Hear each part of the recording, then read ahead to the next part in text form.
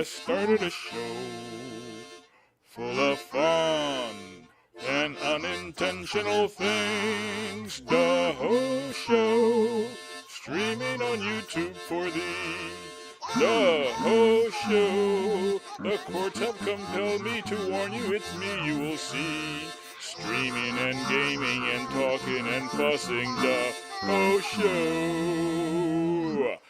it's free.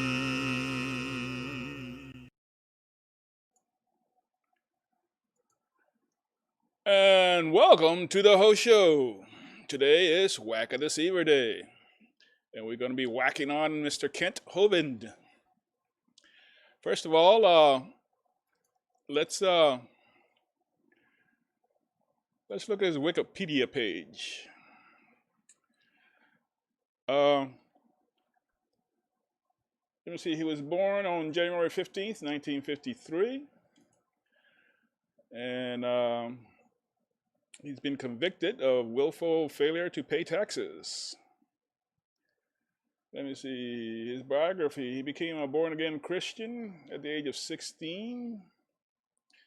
His education is, in 1971, he graduated from East Peoria Community High School in East Peoria, Illinois. He entered the accredited Illinois Central College, then transferred to the unaccredited Midwest Baptist College in 1972, attaining a Bachelor of Religious Education in 1974.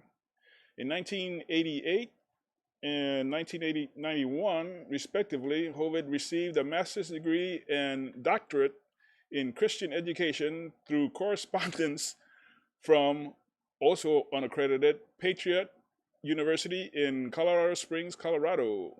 Patriot University is a diploma mill. Let me see. This is about his schtick, his scams and stuff, Dinosaur Land. In 2001, Hovind started Dinosaur Adventureland, a young Earth creationist theme park located behind Hovind's home in Pensacola, with the slogan, "Where dinosaurs and the Bible meet." The facility on roughly 7 acres had an indoor science center and an outdoor space with a variety of simple dinosaur-themed rides and activities, each of which was tied to some religious message. For example, the Jumpasaurus was a trampoline next to a basketball hoop. Children would have 1 minute to make as many baskets as they could, and the message was that you have to be coordinated to do more for Jesus. Yeah. Annual attendance was 38,000. Damn. The park depicted humans and dinosaurs coexisting in the last 4,000 to 6,000 years, and also contained a depiction of the Loch Ness monster. The Southern Poverty Law Center said the park also claimed that a few small dinosaurs still roam the planet. A 2004 Skeptical Inquirer article discussed a visit to Hovind's dinosaur theme park and concluded that the park is deceptive on many levels. In reports to the National Center for Science Education, George Allen Alderman described it as essentially a playground with a few exhibits, several fiberglass dinosaurs, a climbing wall, and a couple of buildings. He summarized it as shabby. The venture encountered legal issues when the owners did not get a building permit in 2002. In April of 2006, Escambia County officials closed the buildings in question. In July 2009, the courts ruled that the properties could be seized and sold to satisfy Hovind's criminal penalties. Another Florida ministry theme park, the Holy Land Experience, successfully lobbied for property tax exemption law for parks used to exhibit, illustrate, and interpret biblical manuscripts. In 2006, Dinosaur Adventureland, which was not a 501 organization, basically a 501 organization is it's a corporation, trust, unincorporated association, or other type of organization exempt from federal income tax under Section 501, or Title 26 of the United States Code. It is one of the 29 types of 501s nonprofit organizations in the U.S. And it failed to have the law expanded to be included. Oh, he failed to have the law expanded to be included. To be included with the law, to be exempt from the law. Eric Hovind kept the park, and CSE, that's Christian Science Evangelism, I think it's called, operating through 2008. But in July 2009, a judge allowed the government seizure to proceed. In August of 2009, Dinosaur Adventureland's website announced it was closed, and CSE announced its reopening as the Creation Store in November 2010. In April of 2016, Hovind discussed plans for a new Dinosaur Adventureland, which included an 80-foot-tall model dinosaur that would be the largest in the state, with commissioners in Conecuh County, Alabama. A supporter donated a 140-acre parcel of land in Lenox, Alabama, a former gravel pit. Volunteers started to work by June 2016, and it opened in April 2018. As of September 2018, attendance exceeds 1,000. I don't know if that's daily, weekly, monthly, yearly. Dinosaur Adventureland is operated by a new 501 organization, Creation Science Evangelism. Yeah, that's CSE. Ministries Incorporated. Its revenue streams are donations, books and DVD sales, and YouTube advertising. There is There is no admission charge, and it operates without liability insurance. Facilities include a science center, a campground, a four-wheeler park, and church services, including baptism. On March 15, 2020, a 7-year-old boy drowned at the park. Okay. Let me see. Creationist theories, criticism from creationists, anti-evolution claims, debates. One time he offered like $250,000 to prove, creation is right and evolution is wrong, which was never paid, and it was basically a scam. Political activities. This is a good one. In 2007, David Vitter, I know David Vitter, he used to be a congressman for Louisiana, added a $100,000 earmark in a U.S. Senate appropriations bill directed towards the Louisiana Family Forum to develop a plan to promote better science education. The website included a document, a battle plan, practical steps to combat evolution by Kent Hovind. After a reporter's inquiries, the document, which called evolution not a harmless theory but a dangerous religious belief, and blamed it for atrocities by Adolf Hitler, Joseph Stalin, and Pol Pot, was removed from the website. The earmark was withdrawn from the bill. Let me see. He's got political conspiracies that he's been involved with. YouTube copyright controversies. Legal problems. Here we go. Escambia County, 2002 to 2006. In August 15, 2002, Hovind was arrested for assault, battery, and burglary in an incident with a CSE secretary. The charges were dropped in December. On September 13, 2002, Hovind was charged with failure to observe county zoning regulations for Dinosaur Adventureland, a misdemeanor. In April 2006, the buildings were used.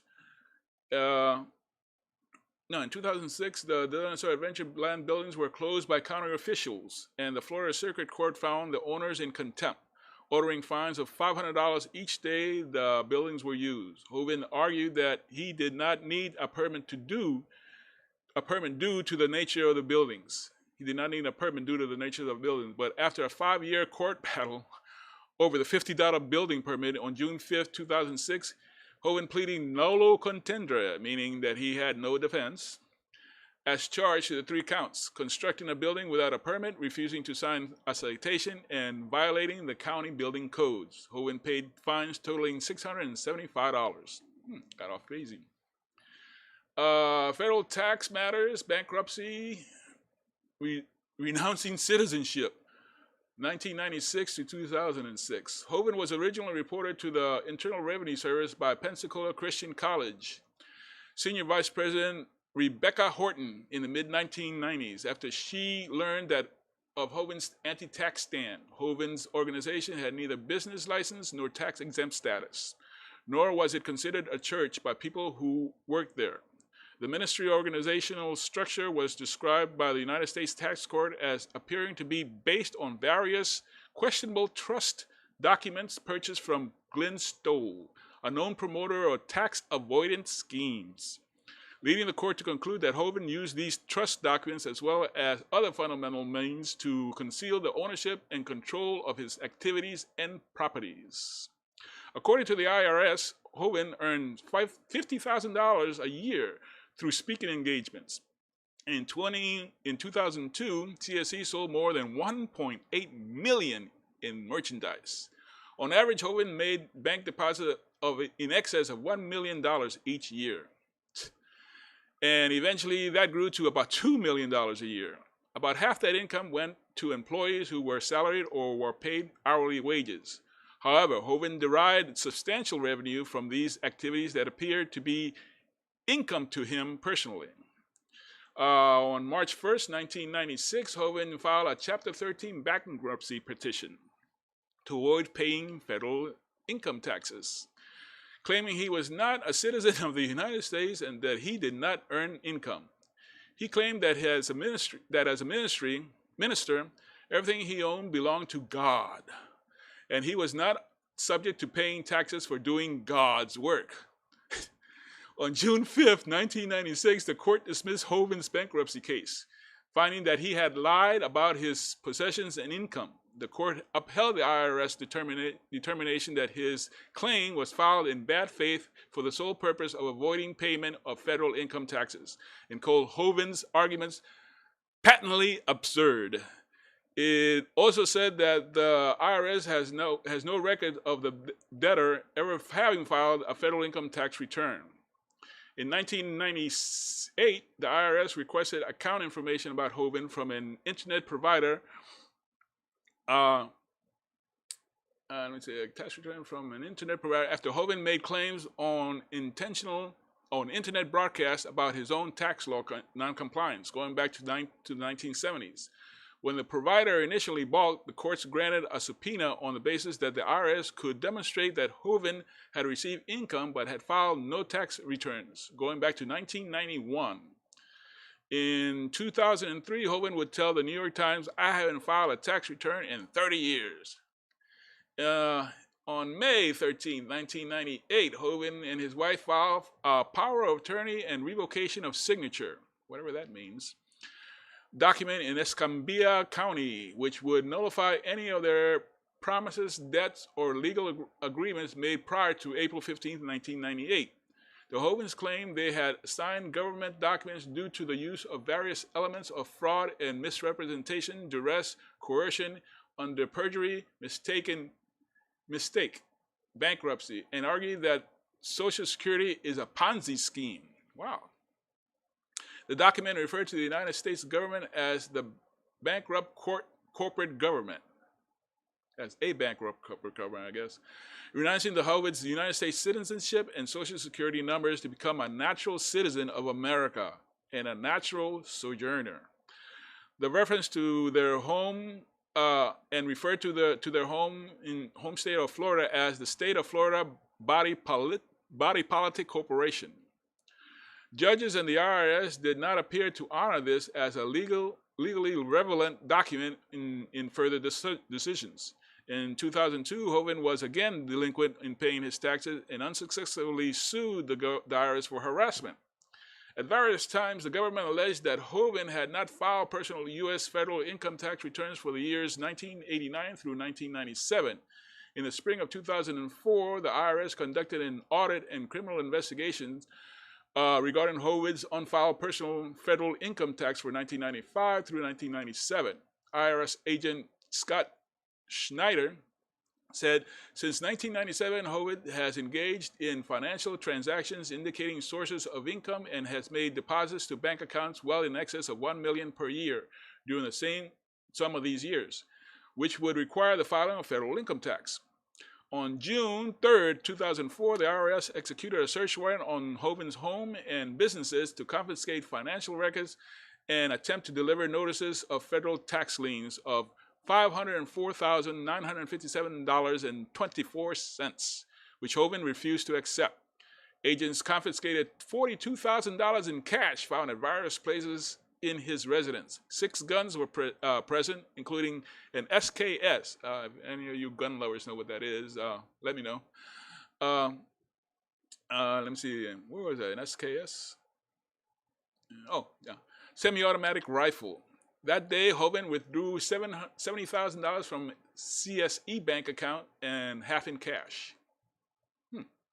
On July 7, 2006, the United States Tax Court found that Hovind was deficient in paying his federal income taxes in 1995 through 1997, totaling $520,099. The tax court ruled that the IRS had a valid lien on Hovinds' property and said that Hovinds' defense was based on bizarre arguments, some of which constituted tax protector arguments. What is that? Tax protector arguments are arguments made by people, primarily in the United States, who contend that tax laws are unconstitutional and otherwise invalid. Okay.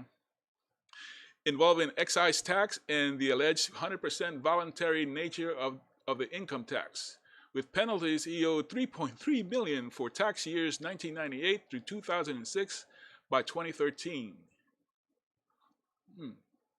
Joe Hovind was ordered to pay $1.6 million. Joe Hovind is his wife. Federal income tax 2006. On July 11, 2006, Hovind was indicted on 58 counts in the District Court of Northern Florida in Pensacola. The first 12-month counts were charges for willful failure to collect, account for, and pay over federal income taxes and FICA taxes in connection with the CSE operations, totaling about $473,818 for the last 12 fiscal quarters of 2001 to 2003. The next 45 counts were charges for knowingly structuring transactions by making multiple cash withdrawals totaling $430,500 in amounts just under the $10,000, which requires reporting, a technique known as structuring. What's structuring? Also known as smurfing in banking jargon, is the practice of executing financial transactions such as making bank deposits in specific pattern, calculated to avoid triggering financial institutions to file reports requiring the law, such as the United States Bankruptcy Secrecy Act, BSA. Okay. For which he was also charged. The last count was a charge of corruptly endeavoring to obstruct and impede the administration of the Internal Revenue laws by falsely listing the IRS as his only creditor when filing for bankruptcy, filing a false and frivolous lawsuit against the IRS in which he demanded damages for criminal trespass, making threats of harm to those investigating him and to those who might consider cooperating with the investigation, filing a false complaint against the IRS agents investigating him, filing a false criminal complaint against IRS special agents, criminal investigators, and destroying records. Because of the reports of weapons on Hovinds' property, the indictment was originally sealed for fear of danger to the arresting agents. At arraignment, Hovind claimed incomprehension of the charges, telling the court, "I still don't understand what I'm being charged for and who is charging me." The presiding magistrate judge, who was United States magistrate judge, judge appointed to the district court and performs with the, okay. Asked Hovind if he wrote and spoke English, to which Hovind responded to some degree. The judge replied that the government adequately explained the allegations and the defendants understand the charges, whether you want to admit it or not. Hovind stated that he did not recognize the government's right to try him on tax fraud charges. At first, he attempted to enter a plea of subordination or of false muster. Subordination or false muster. That's a new one. But then entered a not guilty plea under duress when the judge offered to enter a plea for him. When asked about his home, Hovind called it a church parish and denied any residence except the Church of Jesus Christ worldwide. Hovin's passport and guns were seized. Hovind protested, arguing that he needed his passport to continue his evangelism work. Okay, and that thousands and thousands were waiting to hear him preach in South Africa the following month. The court refused to reconsider, accepting the argument that like-minded people might secret Hovind away if he left the country. The trial began on October 21st, 2006. Hovind hoped to convince a jury that his amusement park admissions and merchandise sales, over $5 million from 1999 through 2004, belonged to God and could not be taxed. Evidence produced at the trial revealed that Joe Hovind had requested financial assistance from Baptist Healthcare by claiming that the Hovinds had no income. IRS agents told the court how Hovind had attempted bullying tactics and had sued the government 3 times to pressure them to stop investigating. The lawsuit had been thrown out. The prosecution countered attempts to describe workers as missionaries, ministers, and volunteers, introducing memos in which they had been called employees. Workers testified that they had to punch time cards, had vacation and sick days, and did not receive W-2 forms. After the IRS executed the search warrant, employees were required to sign non-disclosure agreements to remain employed. A lawyer who did not work for the nonprofit Christian organization testified that Hovind claimed that Hovind had beat the tax system and that he favored cash transactions because they were untraceable and consequently untaxable. Hovind's lawyer engaged in a lengthy cross-examination of the lead IRS investigators, and the case ended on November 1st with the defense calling no witnesses. After closing arguments were presented on November 2nd, the jury deliberated 3 hours before finding Hovinds guilty on all counts, 58 for Hovind and 45 for his wife. The Pensacola News-Journal said, "The saddest thing, had they cooperated with the agents, they probably wouldn't be worried about prison sentences now." Sentencing and appeals and imprisonment, 2007 to 2019. After the convictions, Hovind was incarcerated in Escambia County Jail as a danger to the community and a flight risk. His wife would remain free until after the appeal. On January 19th, 2007, Hovind was sentenced to 10 years in prison with 3 years probation in order to pay the federal government restitution of over $600,000. During the sentencing phase, a tearful Hovind, hoping to avoid prison, told the court, "If it's just money the IRS wants, there are thousands of people out there who will help pay the money they want so I can go back out there and preach." Go out there and preach. However, Hovind's courtroom behavior was in stark contrast to phone calls he made while in jail and played by the prosecution. The tapes posted online by the Pensacola News-Journal included one conversation with Hovind and Eric Hovind, I guess that's his son, who were planning to hide a motor vehicle title and property deeds to prevent the government from collecting the property to pay for own debts. At sentencing, he denied being a tax protester, but the prosecution, an IRS spokesman, and the Pensacola News-Journal used the term to describe him. On June 29, 2007, Joe Hovind was sentenced to 1 year imprisonment for 3 years of supervision upon release and fined $8,000. In court, Joe Hovind offered explanations for the 45 checks just under $10,000 and for checks cashed before and after the reporting deadline, telling the judge, "I really did not have a leadership role in CSE and finished, I would never knowingly do anything illegal." The judge said that while Hovind was the principal authority of CSE, Joe managed the payroll, and she had cashed roughly 200 checks totaling $1.5 million over a 4-year period, relying on cash to avoid IRS scrutiny. The United States Courts of Appeal for the 11th Circuit denied both appeals on December 30th, 2008, and the Supreme Court denied Centauria on November 2nd, 2009. What's Centauria? In law, Centauria is certiorari is a court process to seek judicial review of a decision of a lower court or government agency. Certiorari comes from the names of an English prerogative writ, issued by Superior Court to direct that the records of the lower court be sent to the Superior Court for review.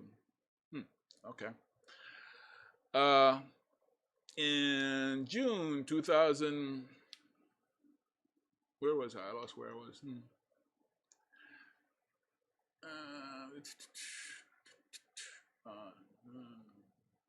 Satori Ariad. No, I don't see it. Oh, I was down here. Then I know Hovind appealed the amount of his 2006 U.S. tax court ruling on personal income taxes to the United States Court of Appeals for the 11th Circuit. But on July 2nd, 2007, a three-judge panel denied the appeal, finding that Hovind had failed to raise the issue at the appropriate time. In November 2010, Hovind filed a motion in U.S. District Court, Northern District of Florida, claiming the prosecution and defense erred at various stages of the case. It was denied the following May. It was one of the least 6 motions to dismiss he filed, and it was one of at least 6 motions to dismiss he filed that year on various procedural and constitutional grounds. July 2015, Hovind was released to home confinement for roughly 1 month to finish his prison sentence for his 2606 conviction. After almost a year after his release, Hovind said he would continue to fight his convictions and the property seizure. In October 2019, Hovind filed a motion to vacate in the trial court without obtaining the required certification from the Court of Appeals. The motion was dismissed and summarily.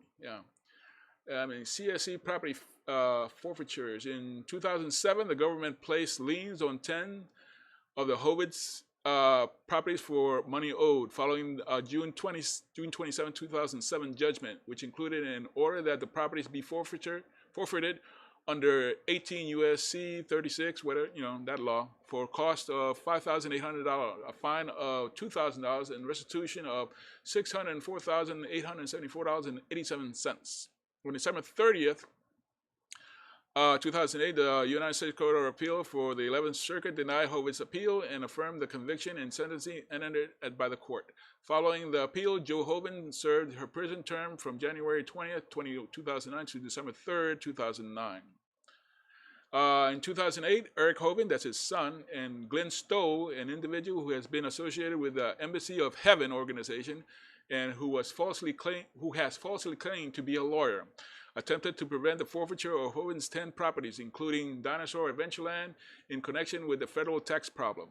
In early 2019, Stoll himself was indicted by a federal grand jury in Portland, Oregon, on unrelated charges of conspiracy to defraud the United States, bank fraud, conspiracy to commit bank fraud, making a false statement on a loan application, and tax evasion. The government sought properties deeded to Stoll and Eric prior to Hovind's convictions, since cash had been withdrawn from the bank accounts and could not be recovered. In a court filing, however, Eric Hovind said that he owed one of the properties and that he took active control over the lot by personally building a home on it with $70,000 he borrowed from CSE. The court accepted Eric's ownership of that property but allowed the government to seize the other 9 properties. The court ruling denied the Hovind's appeal, cleared the way for forfeiture proceedings on Hovind-owned properties, including those on which Dinosaur Adventureland sat, to continue to satisfy the debt. In March 2012, the federal government sued Creation Science Evangelism to remove liens placed on Hovind's former property that was seized after his conviction, and in June, the court ruled in favor of the government. He just keeps losing. In May 2013, facing the sale of lots that were once part of Dinosaur Adventureland, Hovind acted using legal advice from another inmate. He filed a civil rights suit against corrections personnel. A Bivens action? What's a Bivens action? It was a case in which U.S. Supreme Court ruled that an implied case of action existed for an individual whose Fourth Amendment freedom from unreasonable search and seizure had been violated by the federal, alleging that they intentionally delayed court documents which hindered another appeal, based on the assumption that it would trigger a chain of rulings that would ultimately result in the original sentence being overturned. He then filed several lease pendants on the properties. A federal judge rejected Hovinds' claim and dismissed the filings. Void ab initio. Initio is a Latin term meaning for the beginning, from the beginning, and it's derived from the okay. And asked for a show of cause from Hovinds to explain why he should not be found in contempt of court for the false filings. His release date was approaching when he would face new charges related to the list pending filings. Federal mail fraud and criminal contempt trial in 2015. In October 21st, 2014, Hovind was indicted by a federal grand jury in Pensacola, Florida, on 2 counts of mail fraud, 1 count of conspiracy with Paul John Hansen to commit mail fraud, and 1 count of criminal contempt for interfering with the sale of Pensacola properties. Hovind was forced to forfeit as a result of the 2006 case. Hovind and Hansen pleaded not guilty and were tried together. In March 2015, the trial began in U.S. District Court for Northern Florida. On the first day of testimony, the prosecution discussed Hovinds and Hansen's dozens of filings, including several lease pendants. What's lease pendants? It's a written notice that the law has been filed concealing real estate involving either the title of the property or claim ownership interest in it. The notice is usually filed in the court lands. Okay. It used to resist a court-ordered forfeiture due in part to legal advice Hovind took from his cellmate in a New Hampshire prison camp. The prosecution case included numerous emails, recorded phone calls, and court filings related to the forfeited properties. The prosecution presented audio of Hovind characterizing a lease pendants by asking his daughter, "Have you ever taken a step into dog crap and it gets stuck on your feet and it's really hard to get off?" Hansen and Hovind took the stand in their own defense. According to journalist Kevin Robinson, during Hovinds' testimony, he refused to give short answers and said that he believed his actions were lawful. On March 12, 2015, Hovind was found guilty on 1 count of criminal contempt. Hansen on 2 counts of criminal contempt, and a jury was hung on the remaining charges. A trial on the counts of which the jury could not reach the verdict had been ordered to begin in May 18, 2015. However, on May 16, 2015, the prosecution filed its government's motion to dismiss court counts 1, 2, and 4 of the superseding indictment without prejudice, citing issues regarding the technical sufficiency of the superseding indictment, including the adequacy of notice. Later, in May 16th, the court canceled the jury selection, and the trial that had been scheduled to begin on Monday, May 18th, in the court's words, to permit the defendants to respond to the government motion. On Monday, May 18, 2015, the U.S. court made 2 decisions. First, the court granted the prosecutor's request for without prejudice dismissal of the 3 remaining charges against Hovind, allowing the prosecutor to go back to the federal grand jury and seek a new indictment if desired. Second, the court rendered a judgment of acquittal on the criminal contempt charges on which Hovind had been found guilty by the jury. On that point, the court concluded that in the specific order that Hovind had been found guilty of violating, there was no actual language that prohibited Hovind from doing anything. Got lucky, huh? On August 21st, 2015, Paul John Hansen was sentenced to 18 months in prison and 3 years probation for the 2 counts of contempt. Let me see. And that's about it. But you can look through all this if you have the time or wish to. And that's his Wikipedia page. So now we're going to go to, let's do that. We're going to get, let's start whacking. All right? So, let me see, where's this video at? Here we go. Okay, so let's start the show. Good evening, folks. Oh, Ken Hovinds. before I do, I want to read to you from the Bible, Genesis chapter 1, because basically this is what he's going to be talking about. Okay, the origins of the world and of mankind. Chapter 1. In the beginning, God created the heavens and the earth. All right? Now the earth was a formless void. There was darkness over the deep, and God's Spirit hovered over the water. God said, "Let there be light," and there was light. God saw that the light was good, and God divided the light from the darkness. God called the light day, and the darkness he called night. Evening came, and morning came, the first day. God said, "Let there be a vault in the waters to divide the waters in two." And so it was. God made the vault, and it divided the waters above the vault from the waters under the vault. God called the vault heaven. Evening came, and morning came, the second day. God said, "Let the waters under heaven come together into a single mass, and let the dry land appear." And so it was. God called the dry land earth, and the mass of water seas, and God saw that it was good. God said, "Let the earth produce vegetation, seed-bearing plants, and fruit trees bearing fruit, and their seed inside on the earth." And so it was. The earth produced vegetation, plants bearing seed, and their several kinds, and trees bearing fruit with their seeds inside in their several kinds. God saw that it was good. Evening came, and morning came, the third day.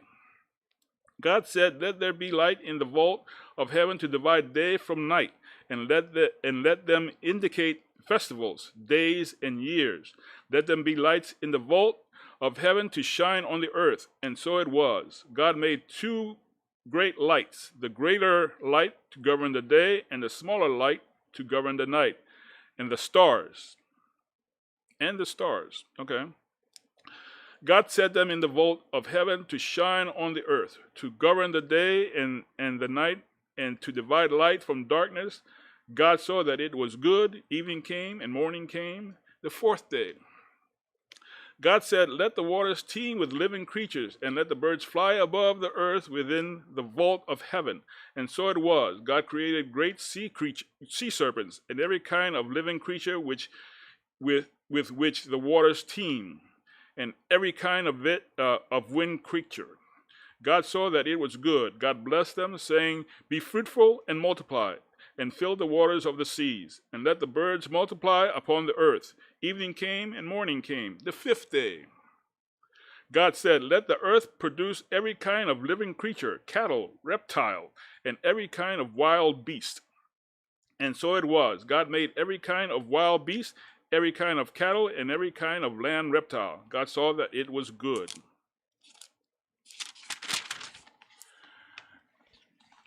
God said, "Let us make man in our own image, in the likeness of ourselves, and let them be masters of the fish of the seas, the birds of the heavens, the cattle, all the wild beasts, and all the reptiles that crawl upon the earth." God created man in the image of himself. In the image of God he created him. Male and female he created them. God blessed them, saying to them, "Be fruitful and multiply, fill the earth and conquer it. Be masters of the fish of the sea, the birds of heaven, and all living animals on earth." God said, God said, "See, I give you all these seed-bearing plants that are upon the whole earth, and all the trees with seed-bearing fruit. This shall be your food. To all the wild beasts, all birds of heaven, and all the living reptiles on the earth, I give all the foliage of plants for food." Meaning there was, I guess, herbivores, I guess. And so it was. God saw all he had made, and indeed it was very good. Evening came, and morning came, the sixth day. Thus heaven and earth were completed with all their array. On the seventh day, God completed the work and he had been doing. He rested on the seventh day after all the work he had been doing. God blessed the seventh day and made it holy, because on that day he had rested after all his work of creating. Such were the origins of heaven and earth when they were created.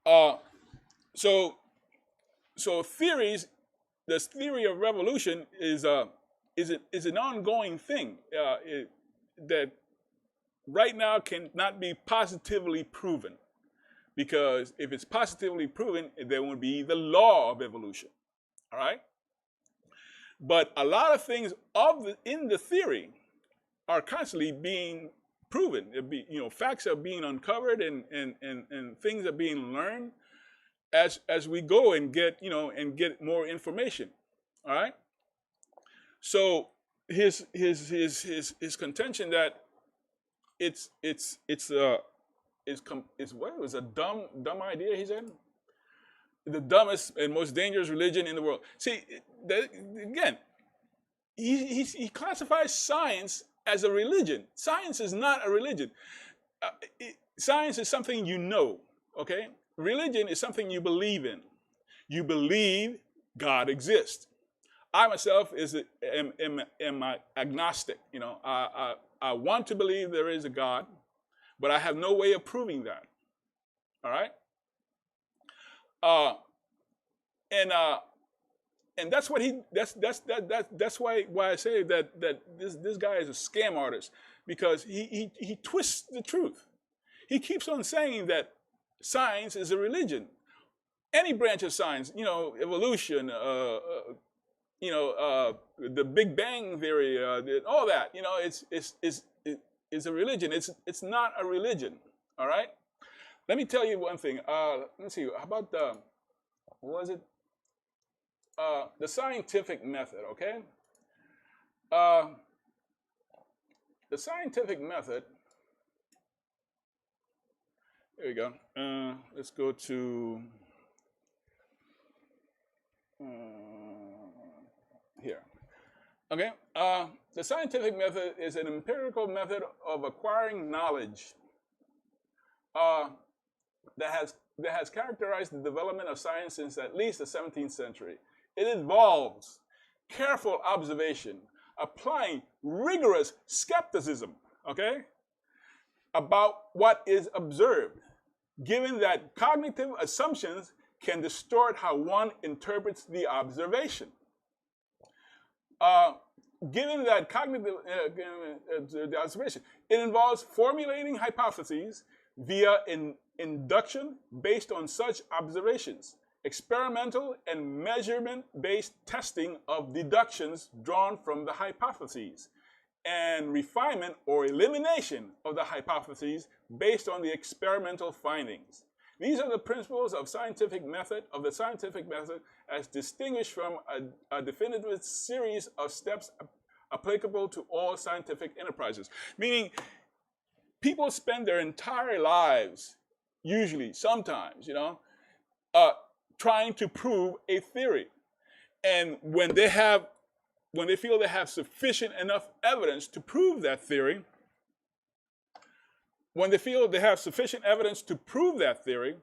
they write a paper and they submit it for peer review, meaning the whole entire world gets to read that paper.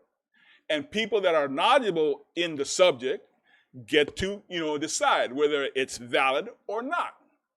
All right? It's not something that they just, pull crap out of their ass and say, here is gold. No. You just don't come up with wild ideas and say, okay, this is science. It's like flat earthers. If you ever see any videos of flat earthers, they're just insulting your intelligence, But that's Mr. Ken Hovind right there. So let me see, what was that? The science of religion, okay, does not,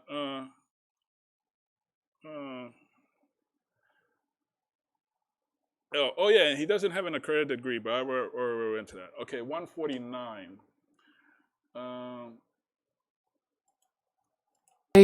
And whack them back down and say, no, that's not part of science. That's your religion. You believe you're related to a mosquito. That's not science, okay? Small children can learn how to spot how. That's a religion, you asshole. Who's next? The tax shelter scam. Yeah, I can see right here. Let me see. 2 minutes 8 seconds.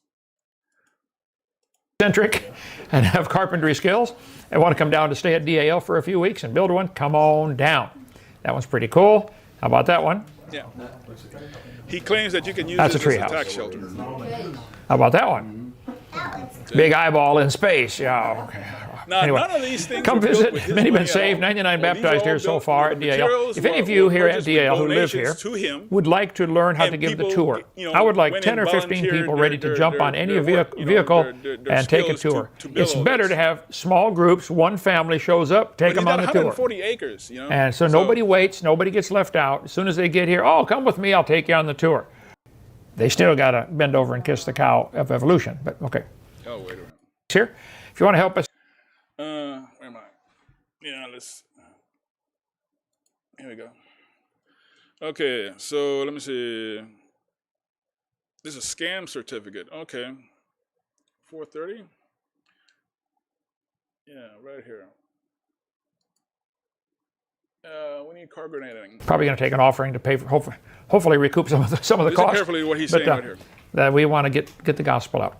Need cargo netting, and we need some camo netting for various projects here. Okay. If you want to help us to open for free, join our 777 club. There you go, There's right there. really no this pressure out. at all. We will send you a certificate if you send in 31 bucks a month. Say, I want to help you guys stay open for free. I want to join the 777 club. $1 a day. Okay. The Bible says the fool has said in his heart, there's no God. I think you're a fool to be an atheist. Or Yeah. Okay, let me see. 534. And this oh yeah, he's okay, this is the guy he's gonna whack. Okay? This is the atheist he's gonna be whacking.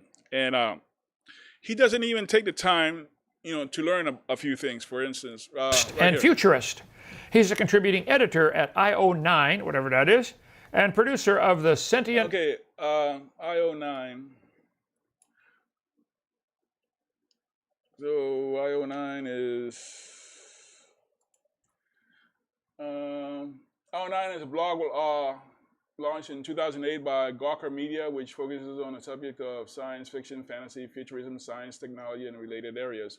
It was founded by Amelie Newitz, former policy analyst for Electronic Frontier Foundation and contributor to Popular Science, Wired, and New Scientist.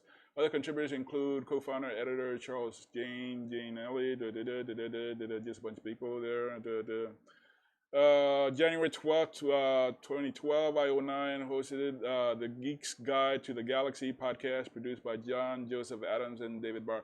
But anyway, see, you know, he could have just Googled it and known what IO9 is, but no, he didn't bother doing that.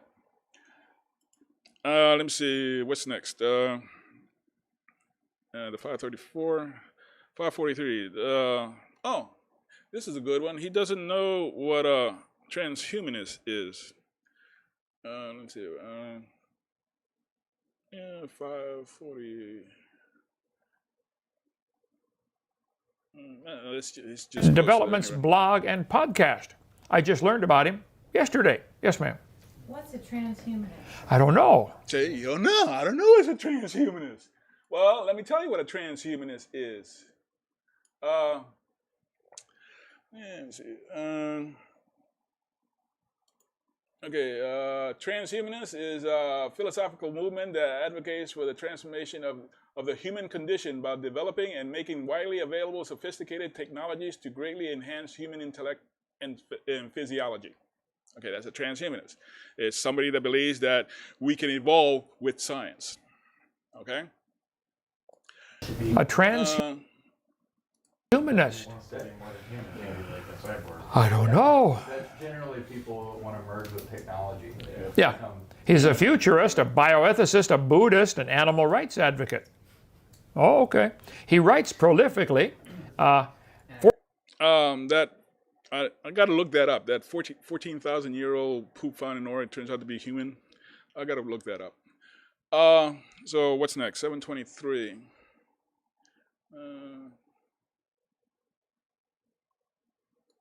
Right here. And what is it? This is just To bullshit support the mumbo theory jumbo. of natural selection. Now, hang on. I would agree natural selection works, but it selects.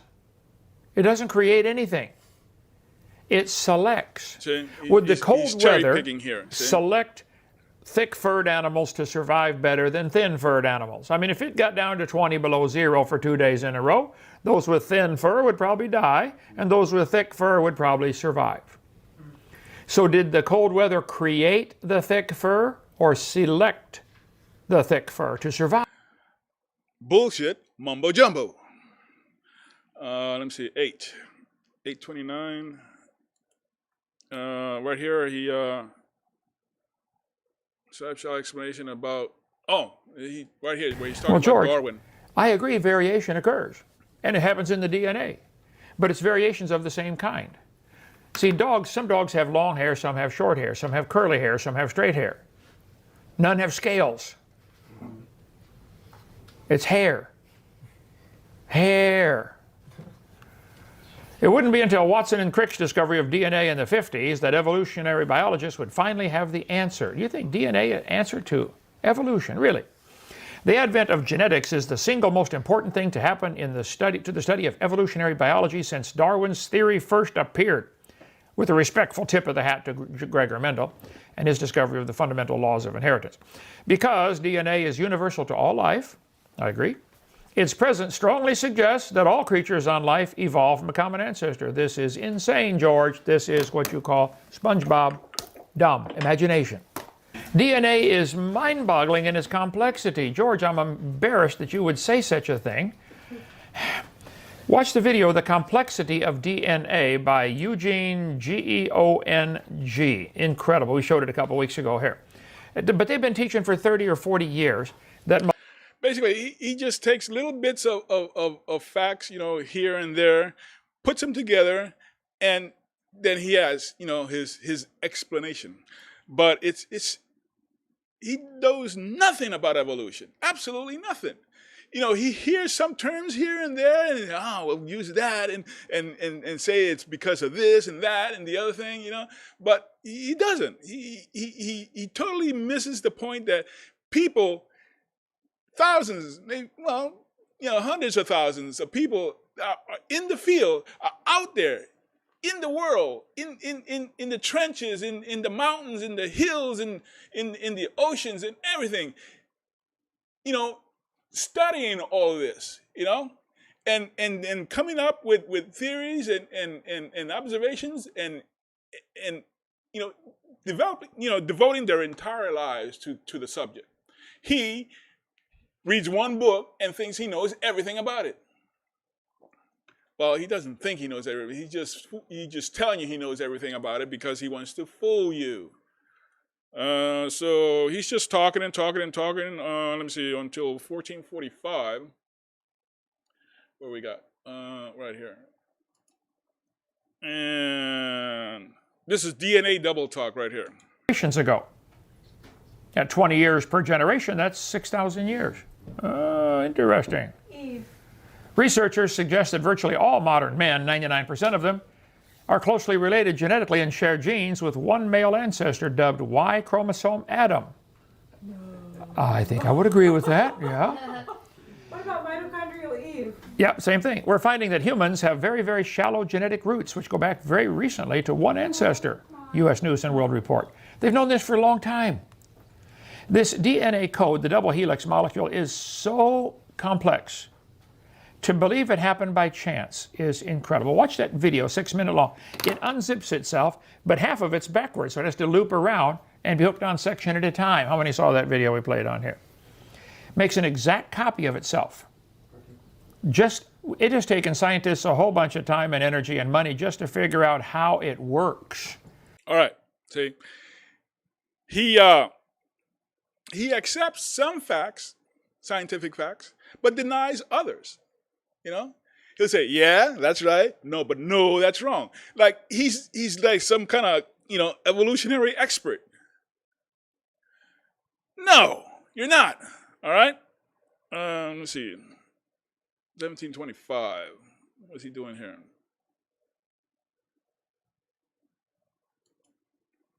Right here. He can't understand the scientific method. Okay. So-called transitional fossils, stop, George, hang on, George. No fossil could count as evidence for evolution. None. See, if you find a bone in the dirt, petrified clam, all you could prove is it died. There you go. See? That's all you can prove? Could you No, prove it you had can, children? There's a lot of things you can prove from that piece Could of you prove it fossilized had children clam, that dude. lived? Not that just that it died. Could you prove it had children that lived that were different than itself? You can assume it. You're dreaming. Actually, it's a nightmare.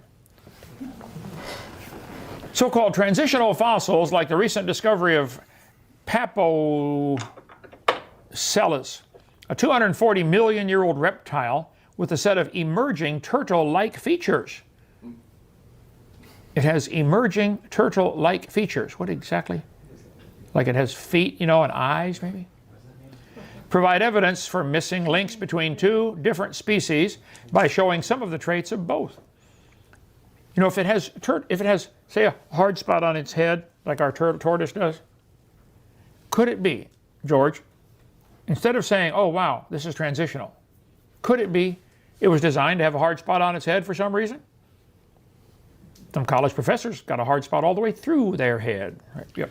What's that guy, Total Collins or something, who he's curator of the Natural History Museum in England, Yeah, what about him? And he says, he wrote that book, and he says if there were any transitional fossils, or living, Colin Patterson. He said, if I knew of any, I'd have put them in a book. and There aren't any. But see, they're missing the whole point. No fossils count, none.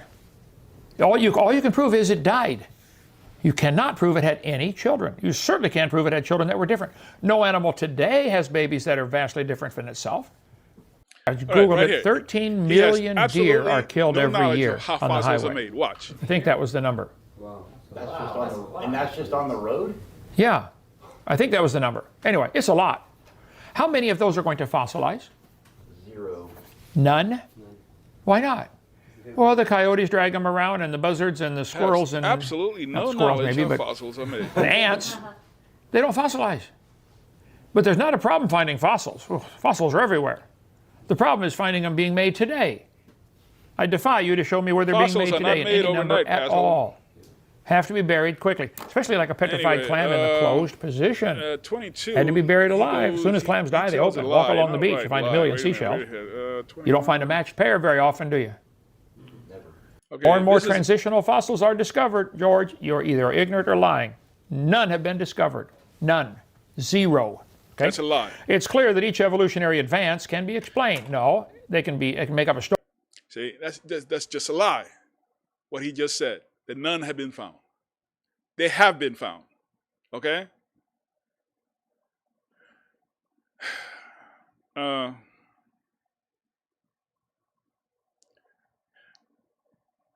What did he say? He claims imagination is evidence?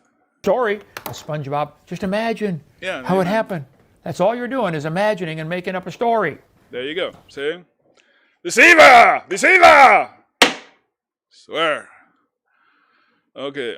2258. Right here. What's he going? Stupid comparison of two different species. Yeah. What happened? More likely to survive? Think about that for 5 minutes. Yes. I saw an article of evolutionists talking about the amphibians that were evolving in their footprints and how they changed from the last amphibian. The funny thing is there was bird tracks all around these amphibian tracks. And he commented on them, and what he said was, Anybody can't see the similarity between a T-Rex and a chicken is blind. Okay. See? That's he thinks that T-Rex evolved into a chicken. That is wrong. Birds evolved from a line of dinosaurs, okay? Not the T-Rex line. They evolved from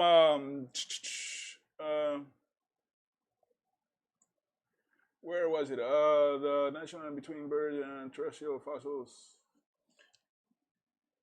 Anyway, let him talk about the Arachnoraptor. And why would the T-Rex turn to a chicken? Is that an improvement? No, What happened? because it didn't. More Okay? likely to survive? He's cherry Think picking about that for facts 5 minutes. and mixing them up. Yes. as you know, as he sees fit. So he, evolutionists so talking you can about believe the it. amphibians that were Listen to this evolving guy. in their footprints and how they changed from the last amphibian. The funny thing is there was bird tracks all around these amphibian tracks, and he commented on them, and what he said is these bird tracks, these appear to be bird tracks, but we know that they are not, since we know that birds had not yet evolved. So we found the tracks, but we know they're not bird tracks because the birds weren't here yet. Okay. Begging Brilliant. the question, yeah. That's brilliant. Yeah. Okay. A flock's worth of other feathered fossil species, some more avian and some less, has also been found. George, you're either lying or misinformed or dreaming. Okay? Notice there's no photo. Deceiver. Yeah. A sequence of fossils spans the evolution of modern horses. We'll get into horses. I don't have time to cover all the stuff you put in your thing, George. I'm going to just hit a couple of them tonight. We'll hit more later if there's time. Whales had four-legged ancestors that walked on land. We covered that very thoroughly the other night. They got a little bone they use in reproduction. It has to do with making baby whales. It has nothing to do with walking on land. You need to study some whale anatomy.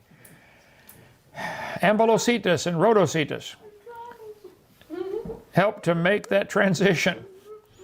Fossil seashell, quiet over there in the corner. The cow, he went into the water. I said, help, I'm drowning. The cow went into the water and learned how to make a tail that it could flap up and down instead of the dumb tail they've got. Don't forget about its nostril moving. The nostril had to move to the back of the head. Well, it's deep water. just saying. You've got to have the nostril in the back. Proven facts, proven scientific Yeah, facts get rid of the hooves, change the hooves into flippers. are Yep. made up. Just a few All changes. right? Scientists just pull them out their ass and say, there's a And proven get the fact udder right to there. make 2,000 That's not how pounds of science milk a works, day. dude. Wow, that was just That's utterly ridiculous. Okay. Fossil seashells trace the evolution of various mollusks through millions of years. Perhaps 20 or more hominids. Oh, here we go with the caveman stuff. Not all of them are ancestors. Fill the gap between Lucy and Australopithecine and modern humans. George, I'm embarrassed for you. I know you're not embarrassed, okay? You probably think you're really smart. And you may be really smart in other areas. But you're insane by writing this article. This is filled full of lies. I'll debate you anytime, and your entire faculty staff, or whatever, get 20 people on your side. I'll take you all on. One topic at a time. You want to talk about the whale evolution? You want to talk about the horse evolution? Pick a topic. I'll debate You all ought to of you see if some I of get half the time. his No debates that interruptions. he has with people. Bring it on. There's tons of videos on YouTube about Indeed, with him fortuitous debating other mutations. people. Oh yeah, I'd like to see one of those, George. Yeah, go ahead. Have fueled a trial and error process that have produced gradual but dramatic changes in species over the course of eons. This is absolute propaganda. Whatever, 26. What? Not 26, true. 26. Some evolutionary offshoots have barely changed, showing Right, that this is just evolution bullshit doesn't right here. fix what ain't broke. So if it changes, that's proof for evolution. If it doesn't change, that's proof for evolution. I got it. Okay. Fossil discoveries that also show interconnectedness in species over time. A great example is the recent discovery of Archaeonithera mimanine. That's why Latin is a dead language. It killed the Romans and now it's killing us. Okay. A newly discovered species that is now the oldest known member of an evolutionary branch that included all living birds. Got a new fossil. This creature fills an important gap that explains its presence among other contemporaneous birds, while also pointing out other yet-to-be-found birds, like creatures. So we know they're there, we just haven't found them yet. They're yet to be found. Okay. Okay. That's a code word. That's a code for what that sentence really means is send more money for a government grant so we can go do some more research. Right there. The hypocrite, okay? Deceiver. The hypocrite. Send more money. I mean, he's accusing legitimate, research as a scam to get money out of people, to get government grants and stuff. This guy that gets money that probably hasn't worked a day in his life, of physical labor, and all the money he gets is from people that give it to him because he fools them into thinking that, he's telling them the truth and stuff like that. No. That's all the money he gets is, God, man. Anyway, 28. 28 what? Yeah, 28. Right here. Listen carefully right here. And the father of it. Satan is the father of lies. Satan has to be laughing that people are gullible enough to believe the lies that he tells, like all matter came from nothing, or life came from a rock, or dinosaurs turned to birds. I'm sure Satan and his demons are laughing at you, George, because you swallowed it. Ah, hook, line, and sinker. And you ought to be embarrassed. Anyway, he's going to use the Bible Hitler to said, support if you his tell a lies. lie Watch. long enough and loud enough and often enough, the people will believe it. He said they're more likely to believe a big lie than a small one. Genesis 1 says the birds, the fowl, all the winged fowl of every kind were made on the 5th day. That's what it says, Genesis chapter 1, okay? Then it says, God said, let the earth bring forth a living creature now keep after in his mind, kind, the cattle, the this is creeping his thing, only the beast proof. of the earth. So all Those the reptiles words and everything that in creeps his on the earth were Bible made on day 6. saying that this is So true, birds were made before but reptiles, science is not. according to the Bible. You guys want reptiles to turn to Deceiver! birds, don't you? You ought to stop and think, since everything about your theory is backwards and completely without evidence, maybe there's a demonic force behind all this. Yeah. It's a silly teaching. Job chapter 30, he said, I'm a brother to dragons and a companion of owls. Dragons and owls are found quite frequently together in the Bible. Study for another day. This guy says dinosaurs are alive as birds. Scientist says, oh wow, scientist, okay. Okay, now, right here, in our Archaeoraptor, is an informal genetic name for a fossil chimera from China in an article published in National Geographic magazine in 1999. The magazine claimed that the fossil was a missing link between birds and terrestrial theropod dinosaurs. Even prior to this publication, there had been several doubts about the fossil's authenticity.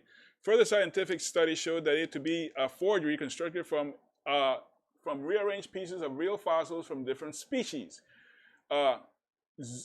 ZHOU et al., found that the head and upper body actually belonged to a specimen of the primitive fossil bird Yanomys. Yanomys? Yeah. 2002 study found that the tail belonged to a small winged dinosaur, Microraptor, named in 2000. The legs and feet belong to an as yet unknown species. Okay, but listen to what he has to say. This is lie number 57 in my book. It's a bird, it's a dinosaur.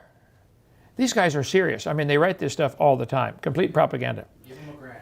Give them a grant. Scientists unveil missing link of birds, dinosaurs. Oh, here we go. National Pornographic. Breaking news. Dinosaurs. Look at that. The feathers growing on the dinosaur. Yeah. What good would these feathers do on the dinosaur until it could actually fly?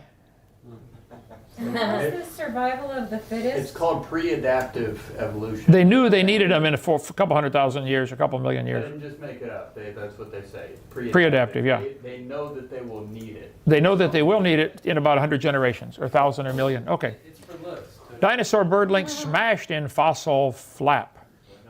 The missing link. Yeah. Dinosaur bird featured by National Pornographic is a fake. Okay, see, Whoa, see, USA Today published that? that's a perfect example of the scientific method, okay?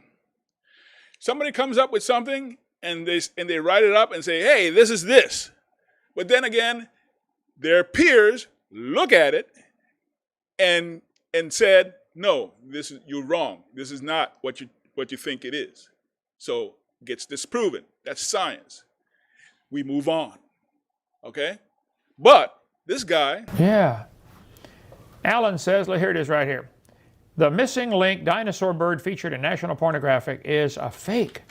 Archaeoraptor, the unofficial name of the fossil, is actually two animals pieced together, either as an honest mistake by its discoverers in China,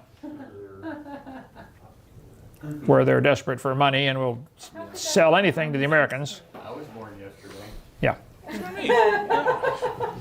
The composite on display at the National Pornographic Society of Washington until last week consisted of a bird-like upper torso. see, he's going on, okay, this is proof that, that they make up stuff. No, see, he just tells you part of the story. That's his scam. He tells you part of the story. He doesn't tell you everything about it. And the tail and feet of a small raptor. The magazine described it as a true missing link in the complex chain that connects dinosaurs and birds. Wow. The remote Liaoning province, how do you pronounce that? Liaoning province, okay? An unusual dinosaur fossil has made a mysterious journey from the hands of Chinese smugglers to the, you speak Chinese, don't you? Yeah. You speak Chinese? A little bit. A little bit, okay. To the polished halls of the National Pornographic Society of Washington. You can read all about this, okay? Deliberate fake or an honest mistake, it's a tale of a tale that has children believing in feathered dinosaurs. It was made by an entrepreneurial Chinese farmer. So if one Chinese farmer can spend 6 months or a year digging out bones and gluing them together and fooling and get, what's a $5,000 sale do to a Chinese farmer? Like 10 years' wages, right? That, hey, this. Oh yeah, still they'll believe spend a this. long No. time producing a fake because It's some been American proven will buy it. false. Oh We yeah. have moved on. Yes, ma'am. There's birds here and they haven't tried to slowly turn into dinosaurs. The birds still making baby birds. I mean, hello. Anyway, right here, he Reason. makes some shit about peacocks. Have you looked at the peacock feathers? Listen How many to we this. got around here? That dumb peacock drops them all the time. We got one peacock, but he's always. By the way, for those watching our YouTube, you may not know about this. We teach this at Dinosaur Adventureland. Peacocks do not lay eggs. The peahen lays them. There you go. Isn't that a good joke? Oh, it's the peahen that lays the eggs. Oh, ha ha ha ha. Anyway, oh, here we go. The Confuciorus. Confuciorus. 38. 38 what? 38, 48?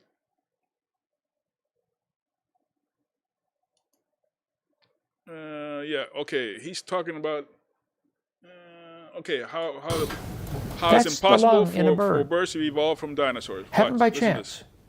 How can Archaeopteryx be a missing link since fully formed birds were already present?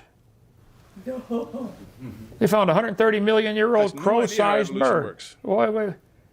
Archaeopteryx came after Or he that. does, and he's just lying to you. How could Deceiver. it be the ancestor of modern birds if modern birds were there before Archaeopteryx? Western Colorado's dry mesa quarry, Brigham Young, should be Brigham Young, archaeologists have come up upon the 140 million year old remains of what they are calling the oldest bird ever found. The oldest Much bird older ever than found. that in which Archaeopteryx lived. Well now, George, think for just a minute. If there's already birds there before Archaeopteryx, it can't be a missing link, can it? See? Twisting the facts Can around. Can it? All right. Dinosaurs are a diverse group of reptiles of the CLADE, Dinosauria. They first appeared during the Jurassic period between 243 and 233.23 million years ago.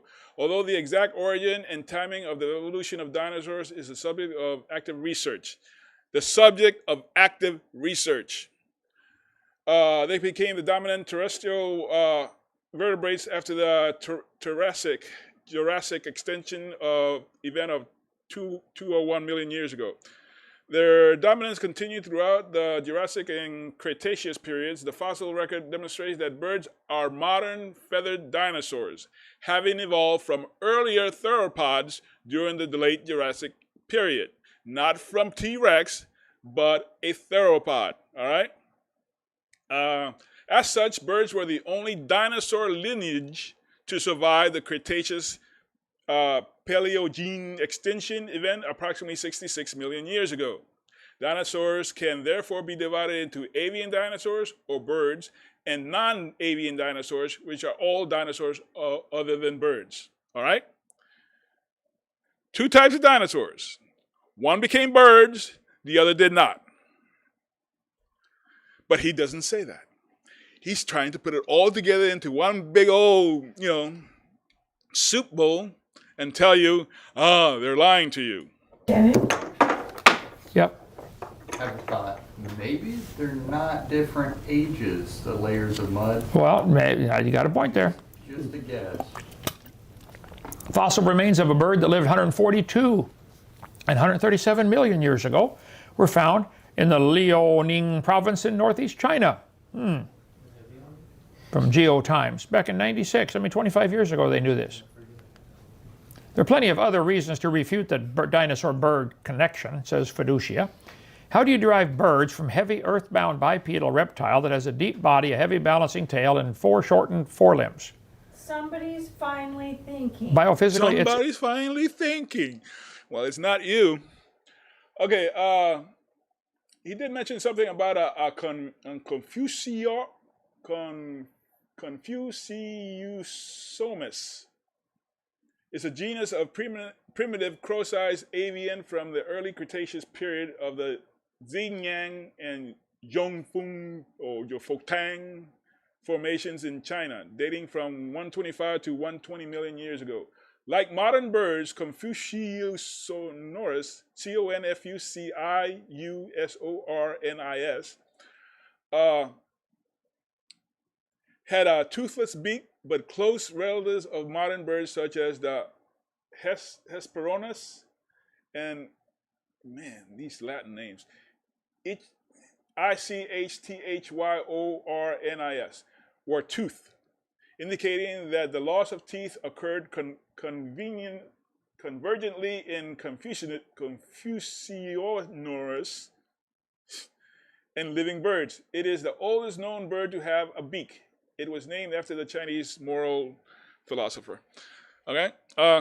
impossible. Here's the problem with the reptile-to-bird evolution theory. Number one, the lungs are totally different. Modern birds are found in layers with and lower than dinosaurs. End of argument right there. Okay? Scales and feathers attach to the body differently and develop from different genes on the chromosomes. Birds have a 4-chambered heart. Most reptiles have 3. Birds lay leathery eggs. Reptiles lay leathery eggs. Birds typically have a calcium shell cut on it. Reptiles are cold-blooded. Birds are warm-blooded. The hip is totally backwards. Here's a bird hip. Here's a lizard hip. You got to reverse the entire hip structure. The evolutionary origin of bird is largely a matter of deduction. There is no fossil evidence of the stages through which the remarkable change from reptile to bird was achieved. He still thinks there is some fossil evidence. There is as far as missing links and stuff like that. Missing links are always found all the time. Right here, he admits that his degree is unaccredited. Let me see, 41, 42. who claims not to believe in evolution, that person is ignorant, stupid, or insane, or wicked. Richard, any time. Bring it on. Yeah. With my non-accredited degree. There you go. His non-accredited degree. But he still calls himself a doctor. 45. What's he doing at 45?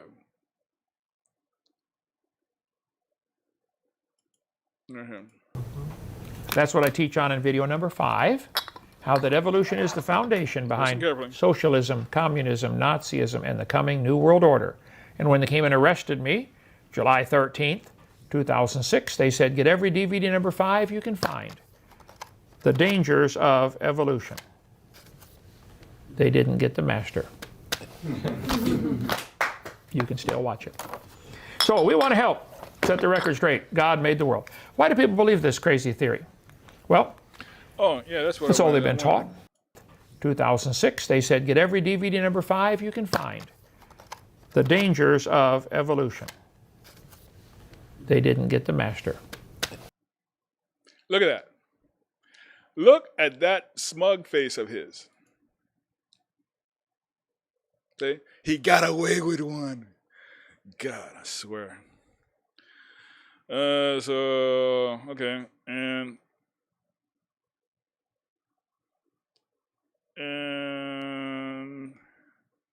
oh yeah, now let's go to 45, 40. Yeah, let's just finish it up because there's something at 46:38 that I definitely want you to hear. So we want to help set the record straight. God made the world. Why do people believe this crazy theory? Well, that's all they've been taught. They want to believe it badly. Some, their job depends on it. Some just simply hope there's no God to have to answer to. They don't want God telling them what to do. The Bible says they did not like to retain God in their knowledge, so God gave them up. He sent them strong delusion. 2 Thessalonians said, you have to be deluded to believe in evolution. I mean, deluded. Insane. The invisible things of him from the creation of the world are clearly seen. They are without excuse. Maybe they just got too much pride to admit they're wrong. So, we want to help. George, pay attention. Evolution didn't happen. You've devoted your life to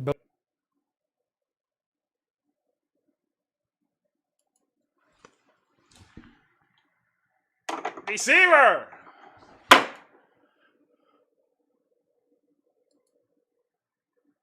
believing and promoting a fairy tale. Worse than a fairy tale, a dangerous cult.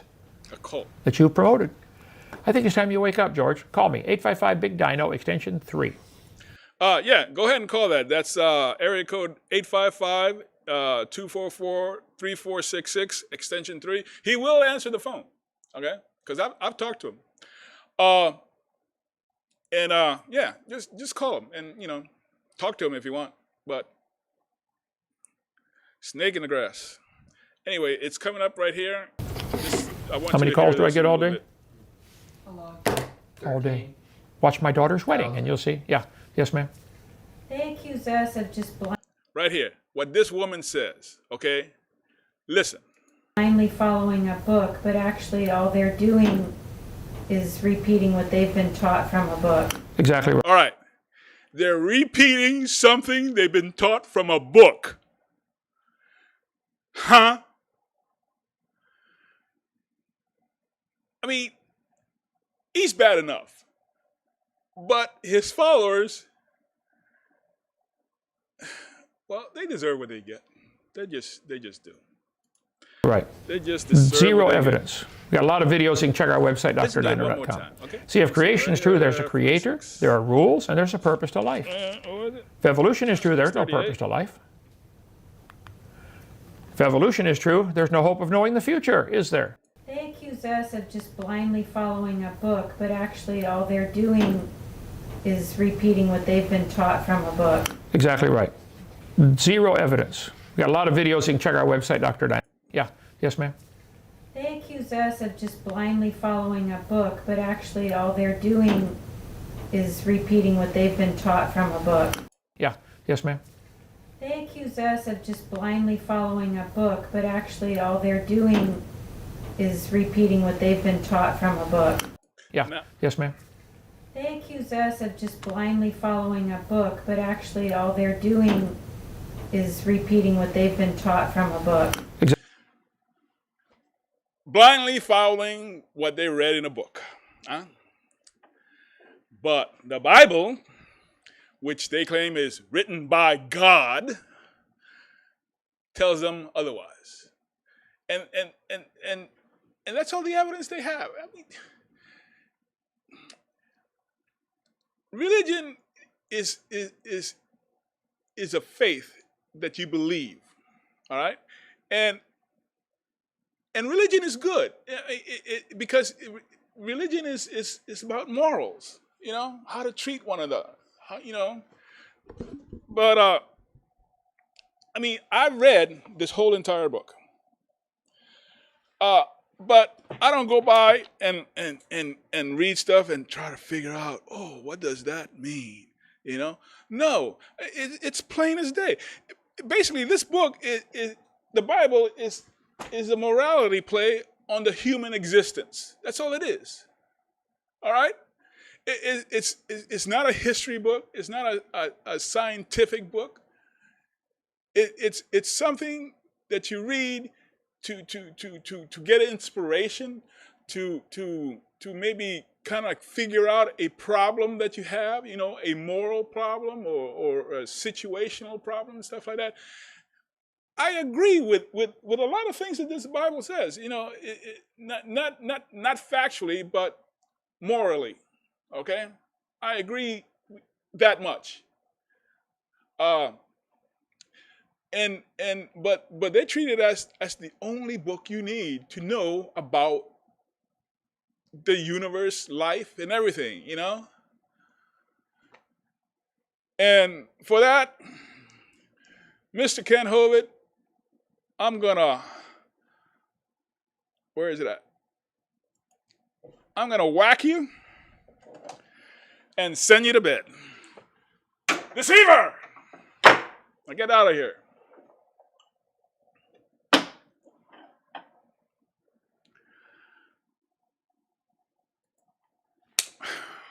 And with that, I'll leave you.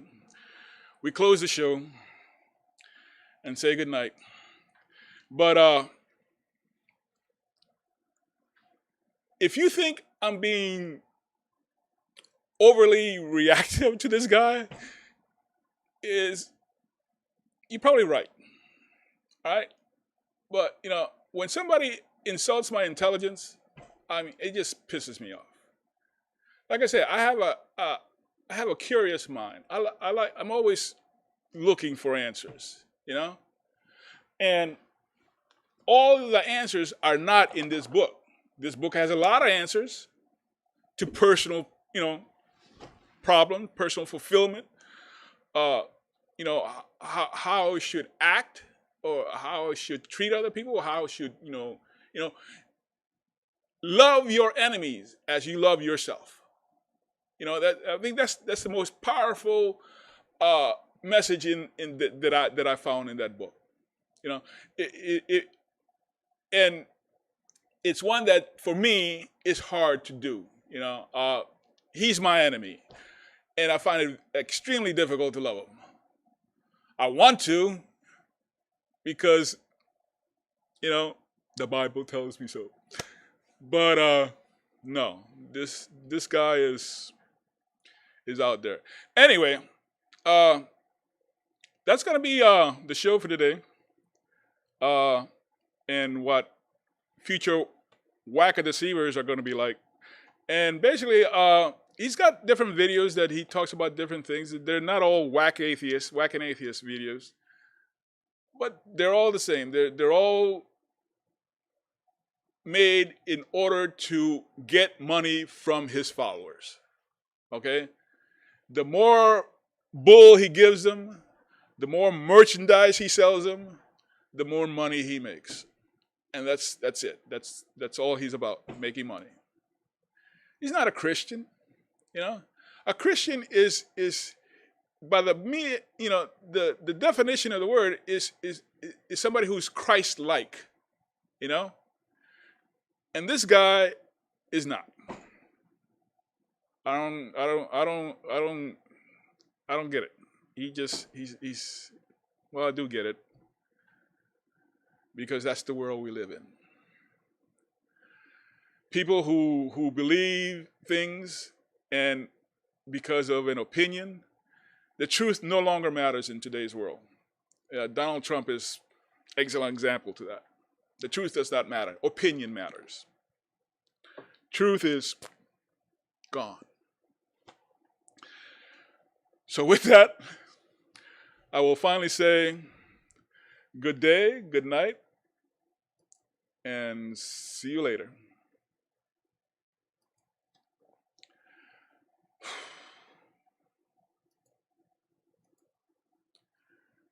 Goodbye. Jose has started a show full of fun and unintentional things. DaHoShow, streaming on YouTube for thee. DaHoShow, the courts have compelled me to warn you, it's me you will see. Streaming and gaming and talking and fussing. DaHoShow.